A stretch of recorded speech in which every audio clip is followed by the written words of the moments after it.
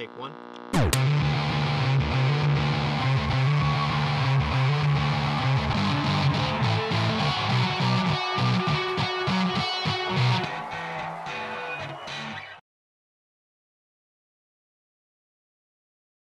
Good afternoon, everybody. My name is Stephen Couch, and I'd like to say thank you for joining us. We are Studio Rat HQ.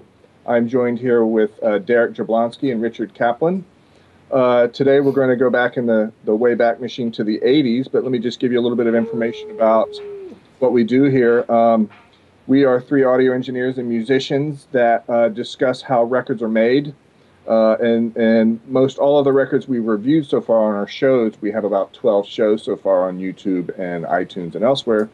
We review albums made at Richard Kaplan's studio called Indigo Ranch in Malibu, California. Today we're going to review a record that was fairly pivotal in the alternative scene during the 80s, and it was by a band called The Call. The name of the album was Modern Romans, and it had a big hit song on it called Walls Came Down. Oh, yeah. And most of you might remember it, go do do do do do do do, et cetera, et cetera. So that was recorded out at Indigo Ranch. Just a little bit about that record. The band was formed in 1980, and this record was recorded. When was this recorded? 1984? 83, I think. Okay, 83, 84. I've got some notes here. Let me just look at them. And it went to number 17 on the album charts, or at least Walls Came Down went to number 17 on the singles chart. U.S. Billboard chart. Yeah, U.S. Billboard. They went on to record other albums, and they actually had a number one mainstream album release called Let the Day Begin. But this is where they kind of got their start in making their first position on the charts, was with Richard and Indigo Ranch. So back in the 80s, what were you doing at that time, Richard? What was going on?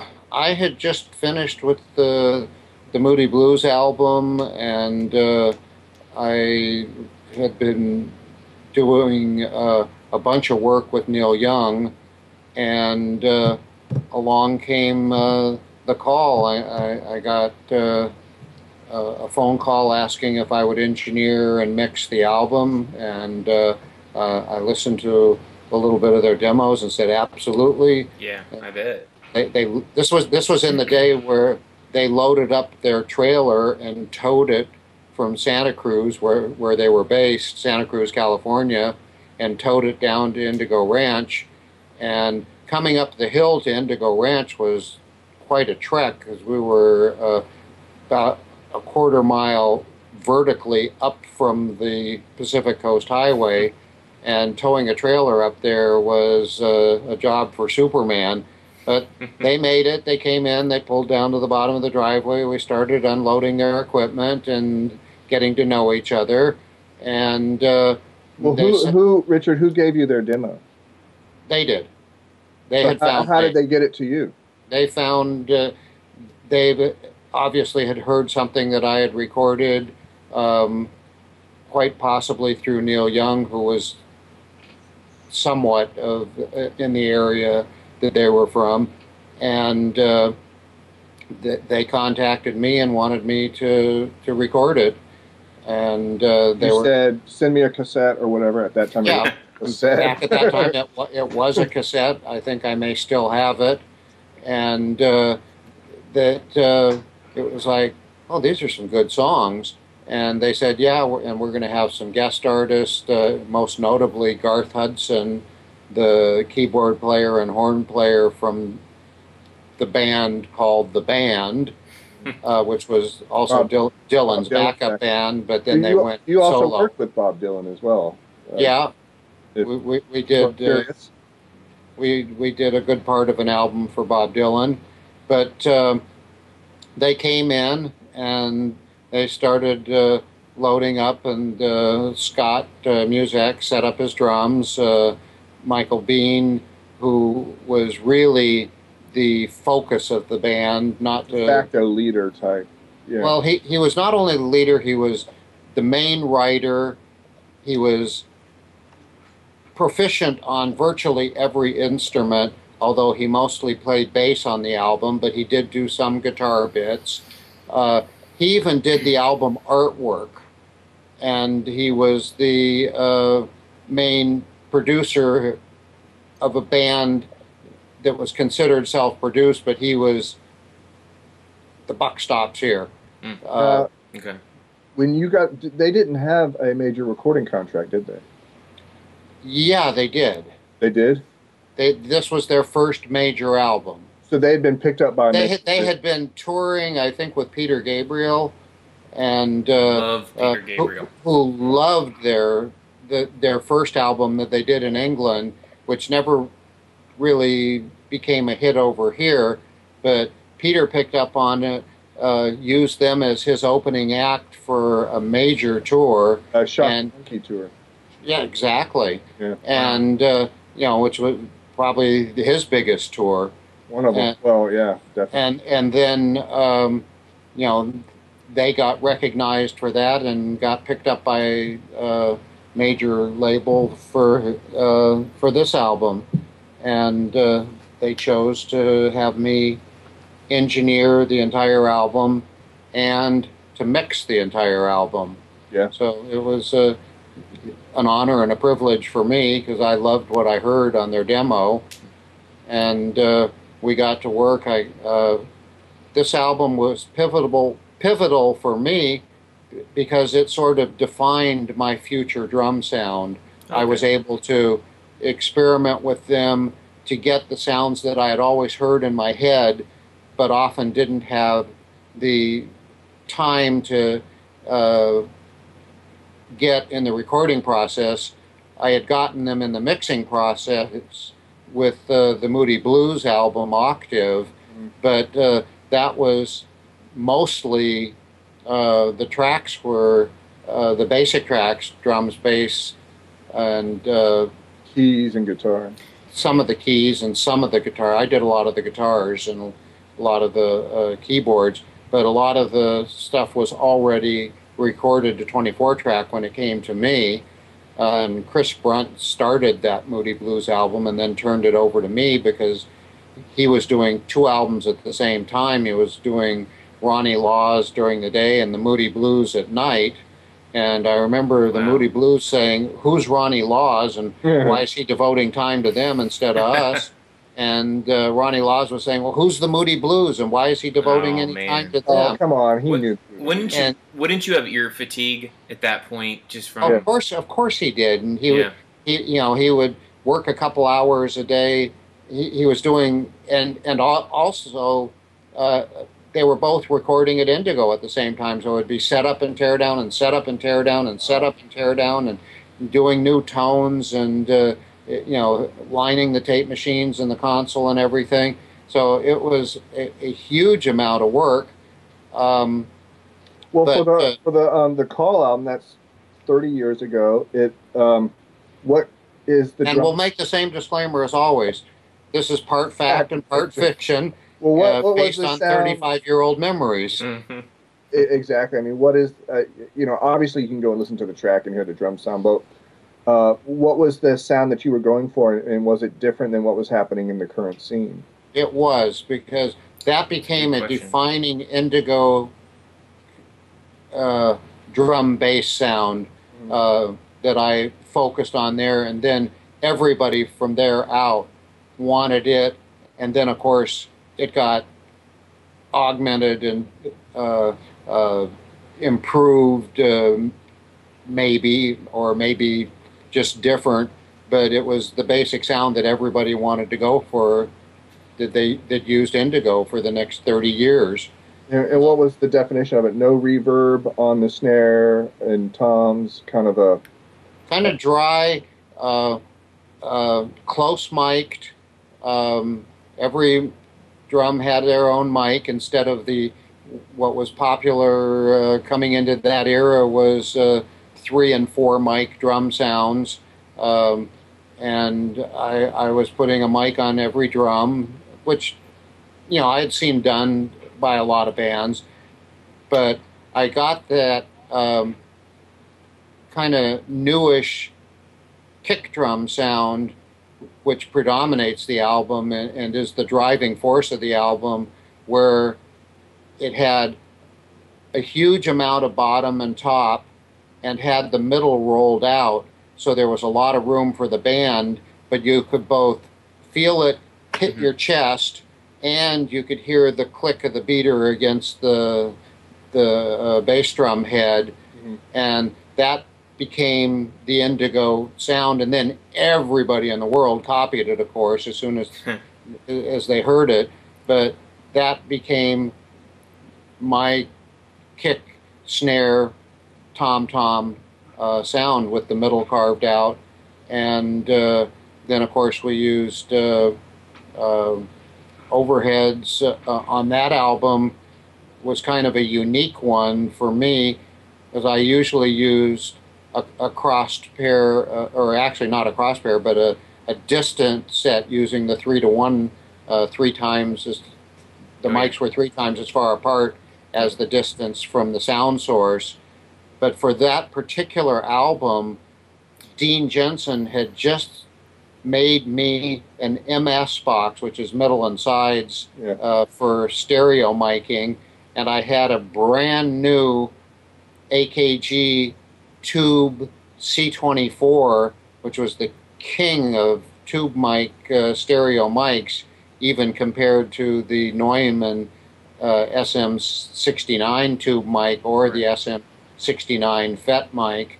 Well, that was the same mic that was used by Neil Young. That was the Neil Young vocal mic. I had used it previously on him, and then I thought, I'm going to try this as the drum overhead mic, and just a single mic? Single mic, right in the middle of the kit, with the rotatable capsule pointing straight down at the middle of the kit, and the mic mounted so that the bottom capsule, which didn't rotate unless you turned the whole mic, had it facing towards the left and right horizons, and then use Dean Jensen's MS box to dial in the ratio of it. We had gone into the transformer factory on a Sunday afternoon and hand wound the transformers that he then was plagued by everybody to make for them. But that was the first one, the MS box for the C24, and it was specifically wound with the C24's impedance characteristics in mind and the input characteristics of the Angus mic pre's. In fact, I'll try and post a photo of that MS box. Okay. I've got kind of a question. Take you back for just a couple minutes. You're talking about developing the Indigo drum sound, which you can hear throughout your recordings over the years. You know, recording everything from The Call to something like Slipknot with Joey Jordison. Now, if you had these two drummers who play entirely different, you've got a clean drum track, right, where the listener can hear for every mistake and can hear, and then you have a track like Slipknot where it's super busy and it's just, it's just crazy, what is? But Joey didn't make any mistakes. Yeah. That was to his credit, of course. That does not surprise me. But the question is, what's more stressful for you as an engineer? To deal with a standard clean type of drum kit where you can hear any little mistake or anything, or to deal with one of these like really solid, just busy drummers where you can hide a lot of stuff? And what's your idea on that? In reality, you can't hide anything, because every mic picks up everything that's going on in the room. Even the mic that is 1 inch from the snare drum or a tom-tom picks up the whole drum kit. It doesn't know what it's hearing. It just happens to be closer to that drum, and you feature it as when you're getting the EQs for that particular drum, so that it stands out in the mix. It's funny you mentioned as far as stress goes, I'm kind of a low stress kind of guy, and I think the only thing that ever stressed me out was the few times that I was roped into doing live front of house mixing jobs, and We've all done those. I Yeah, did yeah. that. I did that after I did like 4 or 5 albums for the Ventures, Cool. the surf rock Oh yeah. superstars. Yeah, Wipeout. And then I got talked into doing the Telstar anniversary tour with them, and I can remember it was just a nightmare because it wasn't, you know, one of these stadium big dollar tours. It was 2,000 and 3,000 seat venues. We'd get there barely in time to set up, and something always would go wrong. And I decided I'm never doing front of house mixing again. I love being in the recording studio where if you don't get exactly what you want, you go back and you record it again. Right. Even with artists that wouldn't do 2 takes in the same day, you could still go back and get it again a week later or something. No, I got my start in live audio, and it is super high stress. I agree. It's you know, and I started with jazz acts, and the thing about them was that they knew exactly what they wanted to hear in the monitors. It wasn't like a rock musician where the guy's like, just give me level, maybe a little bit of EQing here and there, but just give me good levels. And if I need an effect, you know, we'll go through it. But jazz guys are like, no, I want. Yeah, it's funny. I was having dinner with Chris Brunt, who we'll have as a guest on some of these podcasts. He agreed to do them, and like I say, when I was doing this album, he was working on the Ronnie Laws album and doing the initial hour or two of the Moody Blues, and then handing it over to me, and then finally, after I got a gold album from Neil Young, and I opened the UPS package in front of the Moody Blues, and they were like, well, maybe we should use Richard for this. And, you know, Chris is too tired. And, you know, Chris said, great, you know, because he was getting sick and tired of trying to do 16-hour days. Yeah. And I bet. One of the things that we mentioned at dinner last night was the fact that as things went digital, the artist that first really loved digital was the jazz artists, because what you heard play back was the exact same thing that you heard coming out of the control room speakers when it went down, whereas with tape, which is my media, and every album I recorded was, except for a few, were done on 2-inch analog tape. What played back after the initial take was different than what you heard going down. If you were sitting in the control room and you recorded something and then you rewound the tape and played it back, it wasn't an exact replica. I mean, some people thought that it sounded better. It colors the sound. But it had a coloration. It had a little bit of noise to it. And the jazz artists loved the digital reproduction, whereas most rock artists loved the additional tone and coloration and kind of urgent in-your-faceness of the analog sound. Yeah. Right. Well, I mean, to go back to the call, and to go back to we were talking before we kind of went off there about the snare and spillover, as the term is called. One thing I used to always do, and maybe, I don't know if you ever did this, Richard, was I used to take a styrofoam coffee cup and put a hole in the bottom for the SM57, and that would at least channel the snare sound into that microphone more. You never eliminate spillover, but that at least was an effort to. I met you too late. I didn't know that trick. What I did, though, is I took an SM57, and this would be the SM57 that I used on every snare drum I ever recorded. And I took some pipe fixtures and made a 90-degree bend. There's now a commercially available one of those SM57 with a 90-degree turn. But I was the first one who ever did that I ever saw. And then resoldered the longer wires to the transformer from the capsule so that they could make it through the bend. And I would put that right up next to the snare drum.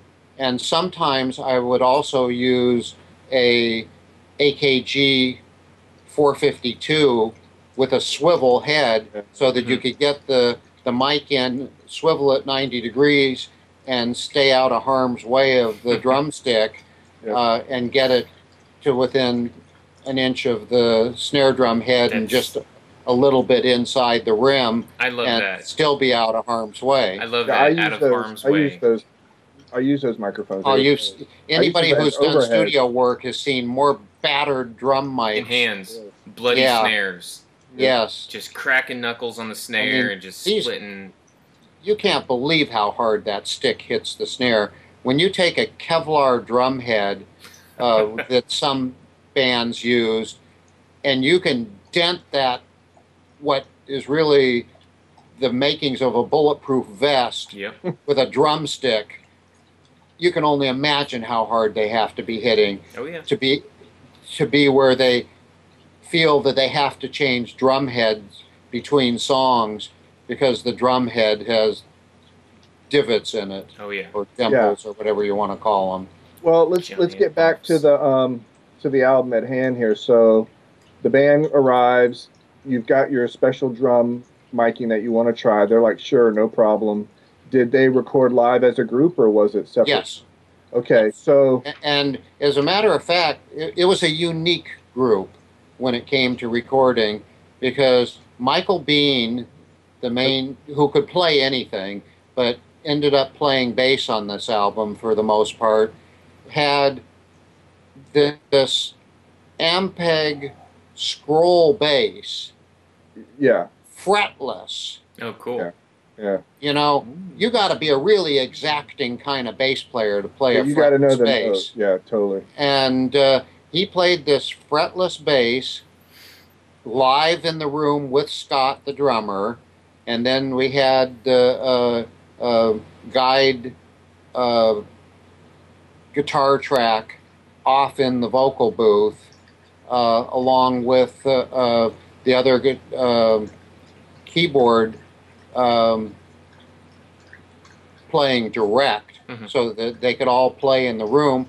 And then in the control room, sitting behind me to the right, was Garth Hudson, the keyboard and horn player for the band, with his keyboard set up. And I don't know how he played, but it was amazing. The keyboard he was looking over it like this, right at eye level, so that his eyes just peered over the top, and he was playing like this. But was he sitting on his knees or something? No, he was, he had it set up so that that's the way that it worked. So the stand was really high. Yeah. That's pretty wild. And he not only was playing background keys, but he had the first of what I had ever seen vocoders, the Korg vocoder that he used. We channeled the hi-hat through it, and he was able to get, and you can hear it on the album, some distinctive tonal changes on the hi-hat as he played, which added another dimension of uniqueness. And then I later used a similar trick on the mix downs for the Neil Young Trans album, where I used a harmonizer rather than a vocoder, because all the vocoders were tied up with vocals, and we had several of the Sennheiser vocoders that we were using for vocals, but I used a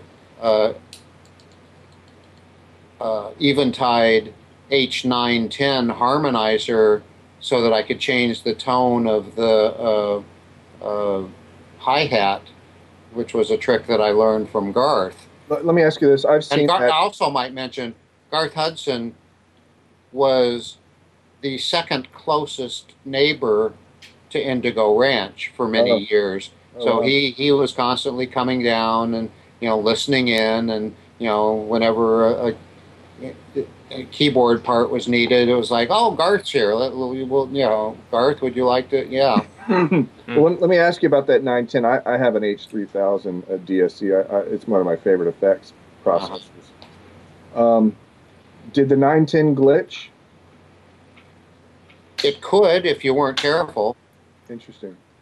Because that became the magic of the H3000 is that it really didn't glitch. I mean, if you really push it, it would. But yeah, that was part of the brilliance of that unit. Was you had to be very careful about your gain structure, and you had to be careful about if you were going to use a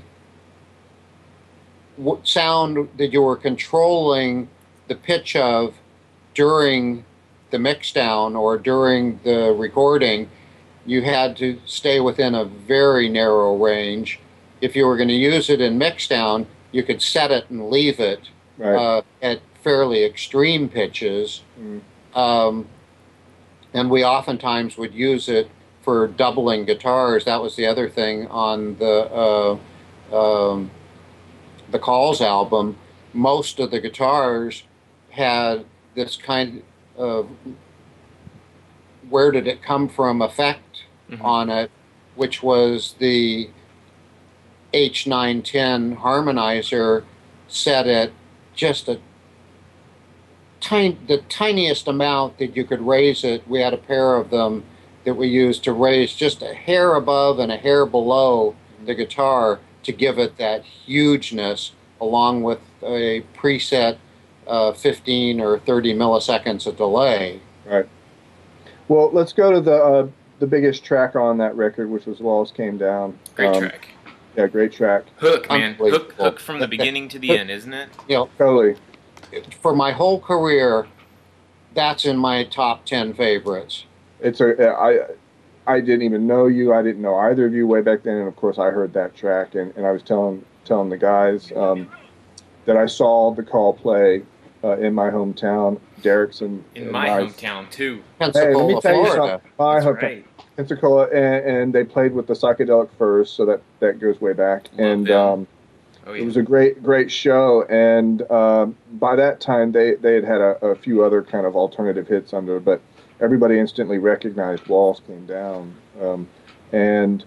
I read a bit about it before this podcast, and it has political leanings, with the Russians but East Germany. The thing that always stood out for me about that song was that what you would maybe call the middle break, where you would normally have a guitar solo or whatever. There's a keyboard bit, right? And it's not even a solo. It's not like some keyboard's going off. Yeah, we just featured the keyboard pad line that ran through the whole song. Right, and it's going through some kind of Leslie effect as well. It sounds like. Mm-hmm. Is that familiar to you? Does that sound right or what? Yeah, and actually, what it was going through was we only used a few pedals in those days. One of which is the Boss Chorus Ensemble, which gave it a slight stereo effect, and it also I think that particular song may have actually been going through a Leslie. Yeah, it sounds great. I'm pretty sure it was. I think we had a Leslie spinning in the back room, but here's where the part fact, part fiction comes in. I don't remember exactly on that. But we did only use a few effects through that whole album, one of which was that chorus ensemble, which is the chorus sound on virtually everything that had a chorus sound. We used I found this picture. I just wanted to point out how the chorus ensemble has changed over time. Oh, wow. And you've got the old school one. Well, that one up on the bottom left is the real deal. Yeah. Because I had one of these. There was also some phasing sound, nice, which was done on this very early DOD 201 phaser.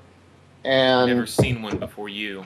So that's a rare pedal. Then that's super rare. That this is a Goodrich steel driver, which it's very metal. Is a like a distortion preampish kind of pedal, and this was the only effect added to the bass.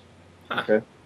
And then we had another pedal that was used periodically, the Electro-Harmonix talking pedal, also a very rare pedal. Is that the equivalent of like a talk box? There's no tube on that. No, and there's nothing going up to your mouth or anything like that. But it had a bit of that. That was the effect they were trying to get. Yeah, yeah. And why didn't you just use it? You had a heel talk box. I did, but not at that time. Oh. I got it later. After we used that pedal, I kind of fell in love with that sound and ended up getting like 3 or 4 different versions of a talk box. But here's the pedal that we by the way, everybody, we've posted photos of these pedals on our Facebook page. So this is an EXR projector, which is a kind of subtle pedal. It's the heaviest pedal I've ever seen. It feels like it has bricks inside of it. Must weigh, what a stack of bricks that size would weigh.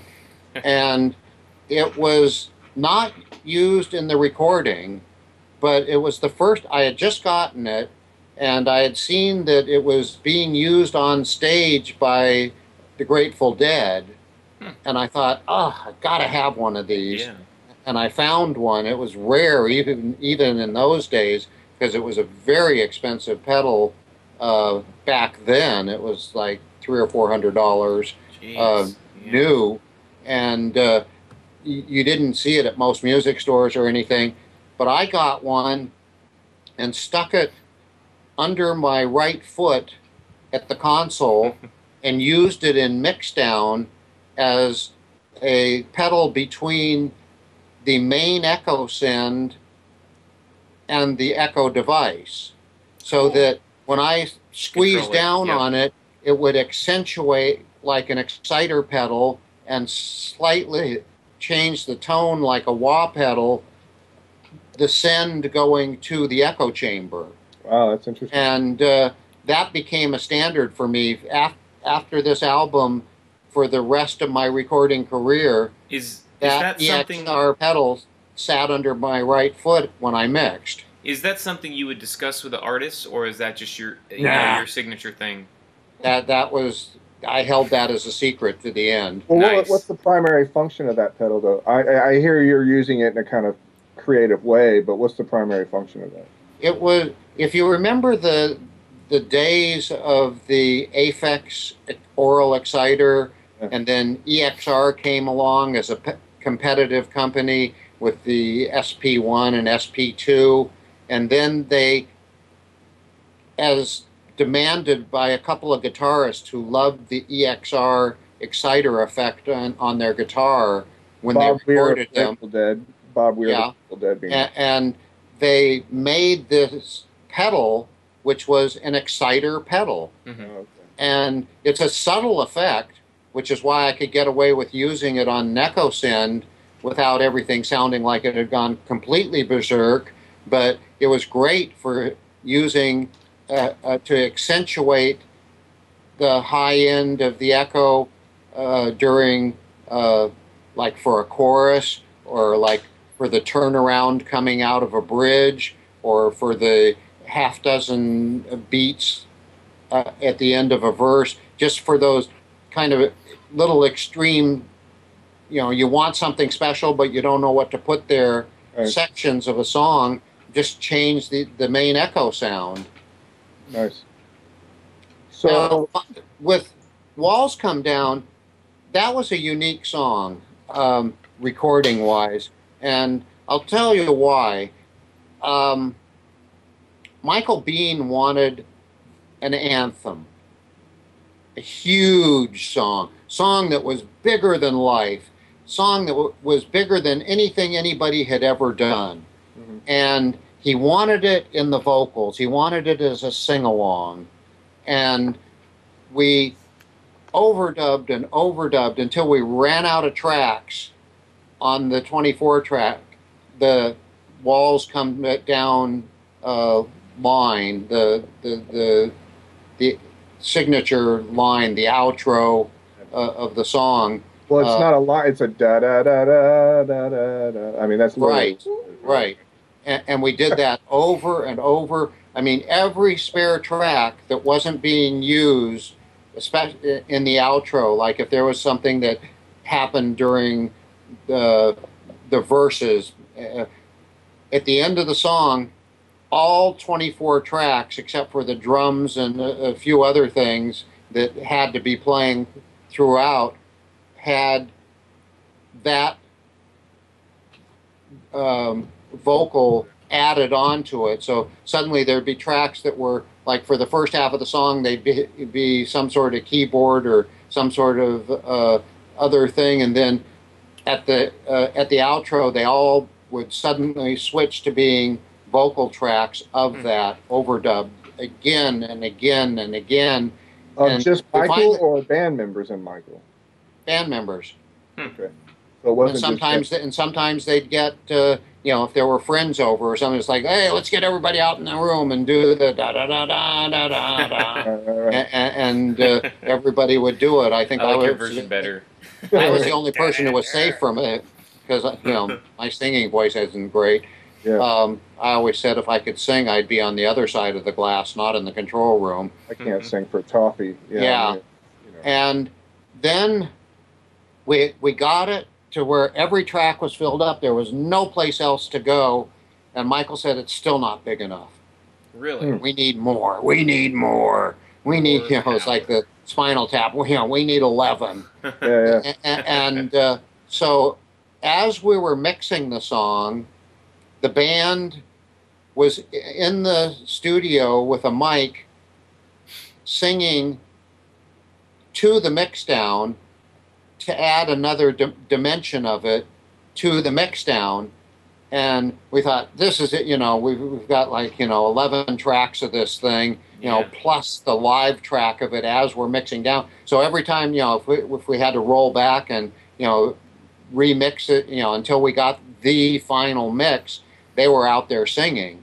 And then we got the final mix down, and then they took that, and I think it was the only time it had ever been done. We mastered it at Bernie Grunman's, and Michael said, it's still not quite big enough. Oh my gosh. And wow. I took a mic with me to the mastering session, and we found a quiet room, because in mastering, you're typically not adding anything.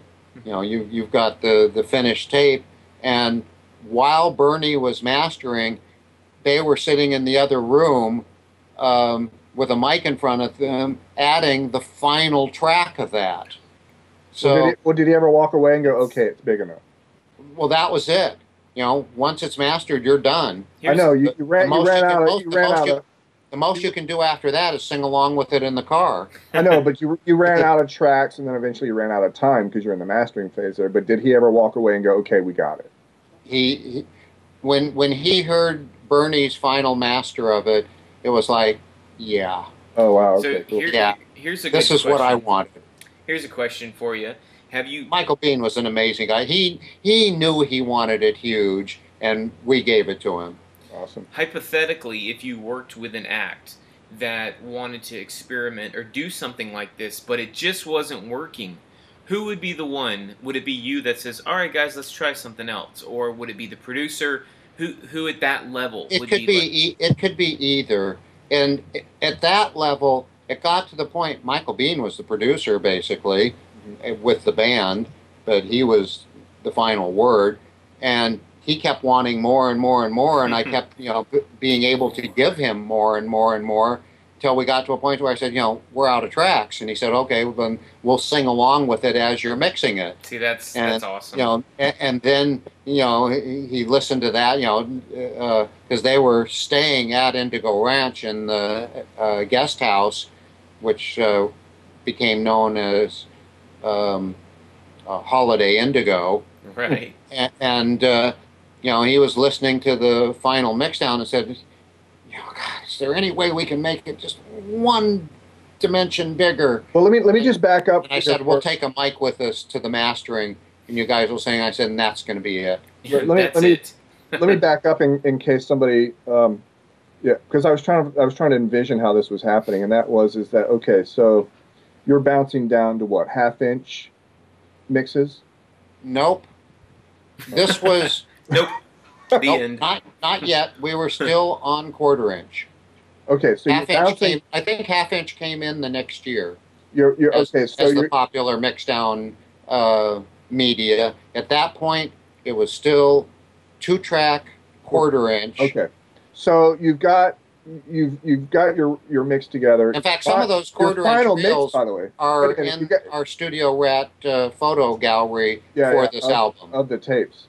So you've got your final mix of this track, i.e. instruments and backing vocals and lead vocal and all that, and you're bouncing that down to quarter-inch to take to the mastering studio, and how do you add him into the track? He sings live while it's mastered. I mean, while the lathe needle is down, they're singing live one more pass. Well, you better not screw that up. And yeah, which is kind of unique, because basically a mastering studio has 2 inputs, left and right. Right. Back in those days, that went to the stereo mix. Bernie used a Scully lathe, and so it went to the head, and we brought in a little mixer so that we could put between the stereo tape and the stereo input to his console. That's nothing I would ever do. Added another track. It was something that literally, I don't know, had gotten done before or since. Right. Yeah, that's really, it was one ballsy. of the unique stories of that album. Well, when you talk about the lathe, are you talking about making the Glassmaster? Yeah. Wow.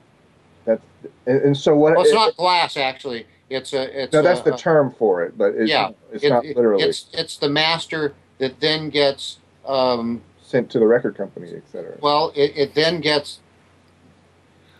That's a master, and then you have to make a pressing part from that, which is a whole nother process, and then that becomes the stamper, because it has to be the opposite of what the grooves on the record are going to be to stamp it. It has to be the negative. Right. So yeah, this is vinyl, by everybody. This is not talking digital. To the actual wax. Yep. Well, vinyl master disc that then gets sent to the pressing plant to be copied as a negative to make a pressing disc, which then became the master stamper. Then if you go back to that, just to explore that a little bit further, I take it was a one take, one go, or did you say, okay, we'll pay for another quote-unquote Glassmaster to do this again? It was the actual master is a one take, one go. Wow. That's pretty risky. Well, what we did is we had everything set up, because when you do a master, you're doing the whole side of an album. When you're doing a master to send to the pressing plant, you're doing the whole side of the album in one pass. If you make a mistake, you start over. If something distorts, you start over. So we had, you do a pre-run until Bernie gets all of his controls set, and he has it, marked. And on a mastering tape machine, there's an extra loop that the tape goes through, so you can see the leader tape coming, so you know when the next song is about to start, and he's got that couple seconds to switch everything on the console to the preset settings of both volume, EQ, compression, or whatever for the next song. And in doing this, we had everything preset, and then when it came to that song, which is not the first song on the reel, I believe it's the second song on the album. The second or third, I believe, yeah. When it came to that song, the band had to be ready to sing, which they were. They got it in one take. That's awesome. Did you ever consider getting into mastering? I was kind of like at the foot of the master. I was lucky to, from the very get-go, use some of the great legendary mastering engineers, Dave Goles at Gold Star, who I was introduced to by David Briggs through Neil Young and Nils Lofgren and albums like that, and Bernie Grunman, who was my regular mastering guy. And he did Michael Jackson. I mean, you walk down hallways in his place, and it's floor to ceiling gold albums that he's mastered, and he was mastering engineer of the year in the Grammys countless times. And I was lucky enough to get him not only as a friend. I mean, we kept in touch and sent Christmas cards to each other, and then when his son joined a band, he came to me to engineer his album. That's cool. Hey, let me just side note that, by the way. Michael Bean's son is a musician. Is now in a band. Yeah, they're called Black Rebel Motorcycle Club. Oh, yeah. And Michael was doing sound engineering for them, I think, live front of house. When he passed away. He passed away. Michael, and I think it was in the Netherlands. Oh, yeah. Yeah, sort of the centerpiece of this band. He's actually passed on. And we're sorry to hear that, of course. But yeah, his son went on to be in a band that people might have heard of as well. And they're another alternative kind of hit band. Haven't quite made mainstream, but are still very well known in the alternative circles. It's interesting because this album was kind of a pivotal album in what you're calling alternative rock, because there were the hit songs, the AM hit songs, Modern Romans and Walls Come Down, and then there were several late-night FM hits like Turn a Blind Eye, that was kind of the beginnings of college alternative rock and stuff like that, and became hits in their own right. The reason it's called alternative, in case you're younger and you're listening to this, just out of curiosity, is because these guys were not really signed and promoted and distributed by major record labels. These days, most of the smaller independent in Europe, and although these bands are called indie bands because they're on independent labels, they've all been bought up by the majors. It doesn't really exist anymore. But these guys kind of went out there and existed on their own without interference of the major labels. And sometimes a band like The Call and some other bands would rise up through the ranks just because of the quality of the music. And that those songs weren't necessarily being played as much on AM radio. No, they weren't. But the college stations, which really were the guiding force in alternative music. That's the interesting thing, is that college radio chose to make those songs hits for The Call. Yeah, and college radio built bands like, which now sounds kind of absurd, but bands like U2, bands like REM, Hootie and the Blowfish. Hootie and the Blowfish, now are considered mainstream huge acts, were all built in the 80s from college radio. And that's the thing about The Call, is like, well, why weren't they bigger? And I think part of the problem, or I don't know if it's a problem, was that, as you mentioned, Richard, these were anthems. And they had a spiritual link to them, political, maybe even religious aspects. And the band that kind of led that flag was U2. And any band that came out that had that same kind of vibe was kind of written off as a U2 spinoff. And also with The Call, I think some of their hit songs, even though they did find a place on AM radio, were a little longer than the 2 minutes and 57 cutoff that AM radio liked. There were just a few bands that had done that. The Doors and the Rolling Stones and a couple other bands were coming out with songs that were longer than 3 minutes, but basically AM radio stations at that time, if it was over 3 minutes or even, maybe 3:15 if you were already a super big band, they just threw it in the trash. Yeah. They didn't even listen to it to see if they liked it. Yeah, and there's another video of ours posted on our YouTube channel, which we'll talk about momentarily, by another major record studio owner by the name of Michael Marquardt. And one of the questions I posed to him was, how long do you give a demo track before you throw it out? And he was always like, 30 seconds. It's got to wow me within 30 seconds. And yeah, that's one of the things about the Call. When I heard their demo tape, I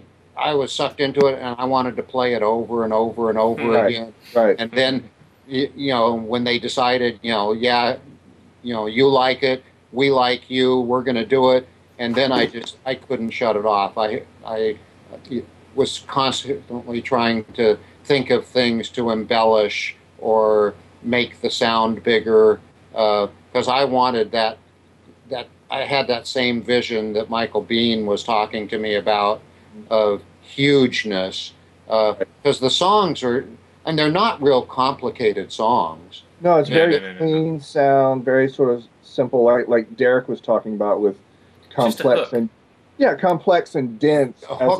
For sure. Yeah.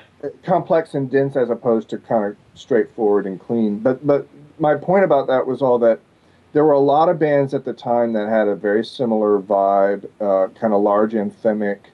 There's a band called The Alarm that did very well for themselves. There were also other bands. The Bodines was another one. And they all had that kind of spiritually reminiscent, large anthemic sound, and none of them could escape the shadow of U2. And it's funny, Paul, because Bono actually sang with Michael. He sang backing vocals on one of their later tracks on a later album. But another thing about the Call that you might or might not know is that on a subsequent album, they had a song that was featured in an 80s movie called The Lost Boys. Oh, yeah. And it wasn't performed by them. It was performed by Tina Turner's sax player. Right. And so somebody might go, oh, I remember that song from The Lost Boys. Right. It's called Still Believe. Well, that's The Call. That's the band that we're talking about. They wrote that track, and Richard was there when they kind of got their footing into the mainstream listening apparatus, or whatever you want to call it, out into the mainstream. That sounds good. I'll go with that. Yeah, and it's always interesting to hear, how these things get their start, and they were with them. And obviously, another thing that really influenced me on this album was Michael Biehn's bass playing. First off, playing fretless was, out of the jazz circle was almost unheard of. Right. And that Ampeg scroll bass was so impressive to me. I loved it so much, and we got such a great sound out of it that I made it my life's mission over the next year to find a really nice Ampeg scroll bass, which ended up... I've seen that bass of yours. Yeah, it's great. It awesome. Ended up in the Sonic Circus collection that I sold a lot of my personal stuff to when I closed the door of Indigo. But that Ampeg scroll bass was used on so many albums at Indigo, not as the main bass, because very few people could get that thing that Michael Biehn got. It's a hard bass to play, but it was on almost every album used either for a 4-bar bass solo somewhere on the album, or for the bridge of one big song, or for something. It generally always found it into the albums because everybody wanted to play it. Yeah, fretless basses just have a different sound too. I mean, mine was not fretless. I could not find a fretless scroll bass. No, he played that at the show that I saw at the Sanger Theater in He Pensacola. played, that was his bass. Yeah, yeah. That was his He sound. might have switched if I remember. He's for multiple songs or whatever, but he definitely played it. I remember that Hmm. because it's the head. What Rich is talking about with the headstock. If you don't know bass, is a bass has a body, a neck, and then at the end where the little tuning keys are, it's called the headstock. And this one curls just like if it's as if it was a cello, and Yeah. it's very unique look. And I don't obviously I would imagine that Even the body was is yeah, semi-hollow body, yeah, which it's is interesting. another unique thing in Right. basses. Right. And he was the only one that I saw prior to coming to you and seeing your version of it.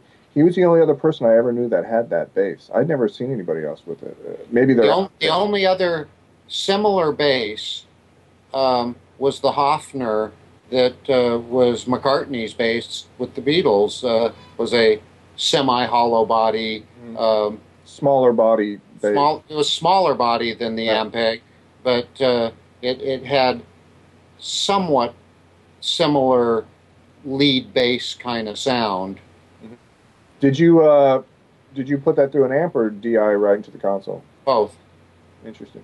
Ampeg, one of your Ampeg heads, One of my Ampeg flip tops. flip tops. Right? And like I said, that was the only effect ever used on the bass was the Goodrich steel driver, which I had just gotten. You can see, now that it's a beat up old pedal that I ended up having to buy back from a guy that I sold it to because I wanted it in my kind of permanent collection, and I have it back again. But I don't know any other pedal that sounds like it, that gives you kind of a slight edge without sounding like it's gone through a big muff or a MXR Distortion Plus or something like that. It just has a bit more urgency to it. Well, anybody have any final thoughts about the call and Modern Romans? May Michael Bean rest in peace. Yeah. And it was a privilege and an honor to have been an integral part of this album for me. One interesting note, and I have no idea if it happened or not, but they were from Santa Cruz, which is more Northern California, and Central. And there was a band that came out of Los Angeles that moved to that region, more San Francisco, that had a very similar drum sound on a later album of theirs, and that was Metallica. Oh no. And if you listen to "And Justice for All," I'm not saying there's a connection there. I knew you were going there before you even said it. I was like, he's going to do it. I know he's going to do it. I think, I'm wondering if you were the first one to create that sound, especially with that kick, a fellow sort of mid-California band, and Justice for All has a very particular kick drum, snare drum sound. And I'm just curious if that might have been, who knows. But if you're a member of Metallica or their crew and you have any ideas about that, let us know. So yeah, again, that's another great record that came out of Indigo Ranch with a very unique sound, particularly in the drums, as we talked about. And anybody have any? No, I would like to say to anyone watching or listening, thank you so much for coming back. And if it's your first time, thanks for checking us out. Our likes are growing on Facebook, and we're always posting new pictures and doing new things and trying to incorporate great artists, like we had Max Cavalier from Soulfly Sepultura on a show, and then we're going to get Chris Brunt, you're saying, hopefully soon, and just thank you, and thanks for hanging out with us. We love to do this, and we love to be part of Richard's journey, and his story, and we love to hear the stories just as much as anybody else out there. Yeah, upcoming guests that I've spoken to include Chris Brunt, Chuck Johnson, who was a major player in the Indigo, Ross Robinson, Richard Kaplan productions. Also, Alex Laura from the band El Tree, probably the most notorious rock and roll band in Latin No kidding. ever. And I'm also got a couple other old recording buddies that are contemplating doing this with us also. We had Felipe Sosa, or Sosa? Felipe from Yep. El Tree Yep. graced us when we did the episode about the live album recorded in Mexico City for El Tree, and we're just rolling along. If you like this video, there's a bunch more. Watch them all, and if you have comments, we love to hear them. Stephen, you got a parting I do. thing to let them know where to go? Let me give you your animals. Exactly. And Bob Barker. eat less salt. Yes, oh man, eat less salt. It's in everything. The ways that you can watch this, in case you just kind of came onto us by accident, is that we have this is part of a YouTube channel, and some people have taken videos and put them on their own channel, but this is originating on a channel called Studio Rat HQ. So it's youtube.com/Studio Rat HQ. And Studio Rat HQ is one word, right? All small letters, STUDIORATHQ. Exactly. And then there's also StudioRat.com. And StudioRatHQ.com, which is the same word, as you said, same word, same lettering. And there you can find more information about Richard and Indigo. You can also hear every one of our podcasts and download them in audio form. It has iTunes. It has a single viewer, and you can just select the show that you want. We try to come on every week if possible, so you can look out to hear a new show from us every Monday. Sometimes due to life and technical issues, we might not be on Monday, but so far we've been on just about every Monday. And you can also, as Derek mentioned, hear us on iTunes, which is, again, just audio, no video. And that's a little bit different. You have to go in and type in Studio Rat HQ as 3 separate words. And that will send you right to us, and all of our shows are on there. And if you are a Facebook person, you can go on to facebook.com/StudioRatHQ.com. And like us. And like us, please, and send comments. And that's where most all of the photos of, like, for example, for this particular show, the photos of the piece of equipment that Richard displayed in the video here. Also, we have photos of the master tapes from the call and this particular album. If you're just curious about that, perhaps you're a big fan and you want to see the tapes, because if you look on the tapes that are posted on the page, the song titles are not the same. So in other words, in the recording process, the song titles switched from what they might have been originally. Michael Bean was not only the talented musician that you hear, but he was also an amazing artist, and he did all the album artwork, Right. And the final touches and the name changes, and wrote the main composer. So that was just an incredible creative talent. Yeah. Yeah. You think about adding vocals on during the mastering.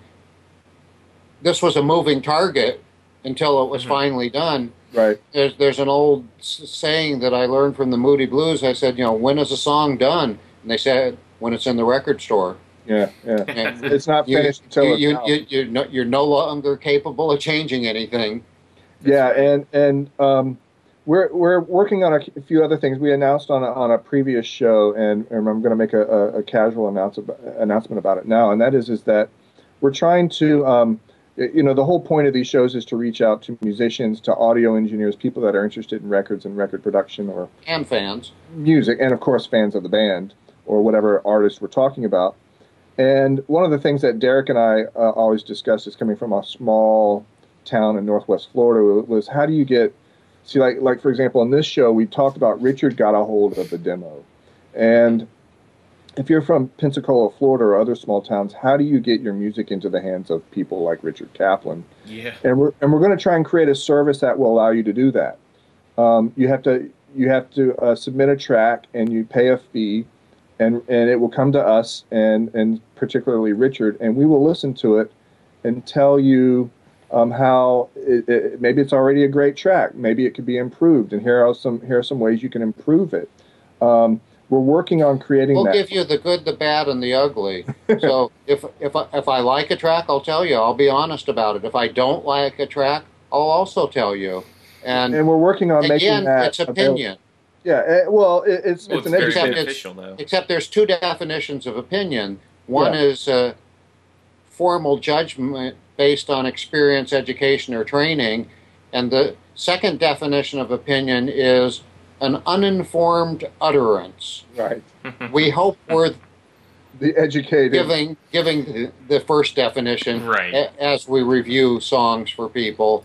And Also, we're reviewing songs of every genre. It can be Right. jazz, it can be classical, it can be Rap, folk, it can be rap, it dance, can be electronica, anything. we 'Cause don't care. I've had the privilege and honor of working with most genres and having hit albums. And again, it's opinion. I'll tell you what I think of it.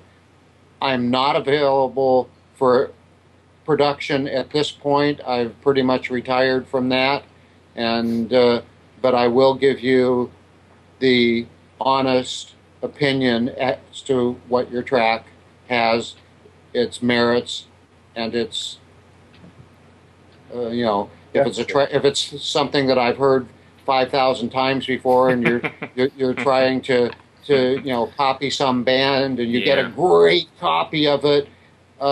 That's not good enough.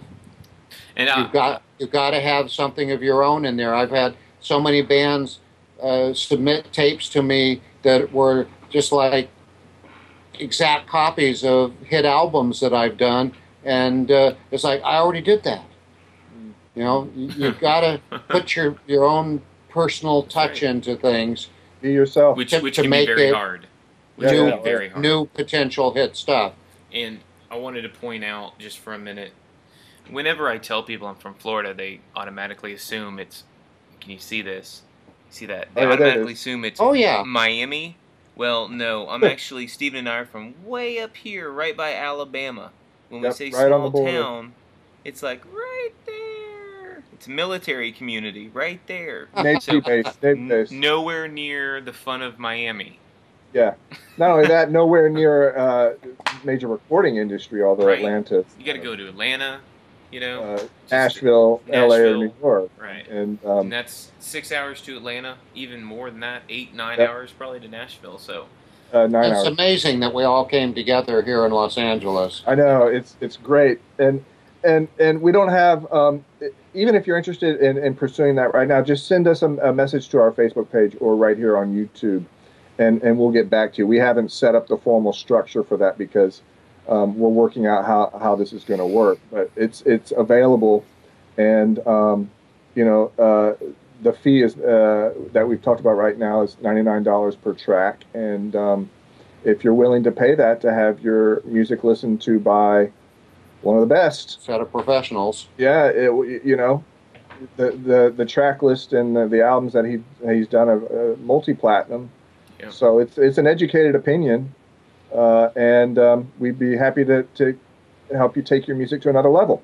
One more point. Yeah, please. It doesn't have to be a finished production master. Right. I'm very used to listening to the songwriter with an acoustic guitar singing into one mic with his guitar. Mhm. I mean, the potential. the demos that I got for the call, many people would listen to and say, "Ugh, the recording's awful," but what I heard was the songs and the potential. Yeah, it does. It Doesn't have to be anything fancy. Most of what I listen to is home done recordings. It can be overdubbed to death, or it can just be you singing in front of a mic. Yeah, I mean that's we began this show with demos, and I was like, oh, we need to talk about the demo service because that's the whole thing. When Richard got involved with the call, they were just demos; they were not final recordings, and we are not expecting you as a musician in perhaps a town that doesn't even have a major recording studio to come out with this boom bang badass recording. It's not the point. Yeah. Many top artists started that way with recordings that were not $100,000 recording sessions, and And it's another thing that Richard and I have always talked about, and Richard has always said, you know, a bad recording of a good song will always outsell a great recording of a bad song. So it's all about the song. And in terms of media, one of the artists that I worked for years ago was the writer of one of Michael Jackson's big hits, and he didn't have a tape recorder or anything to do it to, so he did the crux of the song to the 12-second tape loop on an Echoplex. Wow. Took the tape out of it and sent me this tape that was recorded off of what should have been a guitar effect tape. Right. Man. That's incredible. Yeah, so there you have it, everybody. Okay. It doesn't have to be in the English language. It doesn't have to be any particular genre. If you're in another country and you hear this and you want Richard to hear your music, No particular keys. It doesn't have to be an A. just length. The only stipulation I would say is try and send it to us as an MP3. Less than 5 minutes. In less than 5 minutes. There are jam bands out there that might have And some. no sampling. We can't touch anything that has samples. Yeah, that's the last point. Thanks for bringing that up, Derek. A lot of rap music and a lot of hip hop and pop use samples from other bands and other songs. We all know it exists. We all know how you've heard it. But the thing about that is that those bands that you hear on the radio, internet, wherever, they paid for those samples, and they paid the artist for those samples. They give royalties on it to the artist. Right. And so we can't do that. Yeah, if you're doing that, you're taking a drum beat perhaps from an already recorded album, and you want us to hear it. We're going to have a problem with that, because what if that is a hit song and you didn't clear that sample? You're going to get sued, and every potential dollar you going to them. Make off of that record is going to go to the original artist. That's right. So, Rolling Stones proved it. Don't send us music with previously recorded samples. Just put your own beat in there, and we just want to hear you doing your thing. What we're listening for is your actual musical desirability, basically what you're going to get is either I like it or I don't like it, and I'll tell you why. Right. Yeah. And maybe it is really well recorded. And I may be wrong. I may be right. Well, even if it is extremely well recorded, but I have a that'll be noted record as well. Yeah. Richard just points to the 100 gold and platinum records behind him and goes. All right. Well, that's enough of that. We went on about that, but we're really excited about offering that. Derek and I in particular, because we came from, like we said, a town where we had no access. Yeah, we're just the middlemen for Richard at this point. We're just kind of getting it to him, that type of thing. So. And we're also talking with other major producers and engineers. You bring two other generations to this mix of audio professionals that none of us on our own could do. Right. Awesome. And that's the beauty of these conversations is that it spans a big a lot of genre and decades of music loving. Totally. And finally, as always, just as you mentioned, it's an honor to work with you guys and do this with you guys. And we have a couple of other shows already ready to go out for you guys. And as you heard, we're going to have more people on here. So, as always, same rat time, same rat channel. I'm Stephen Couch with Studio Rat HQ. I'm here with Derek Jablonski and Richard Kaplan. Bye-bye. And we'd like to say thank you for listening. Goodbye, everybody.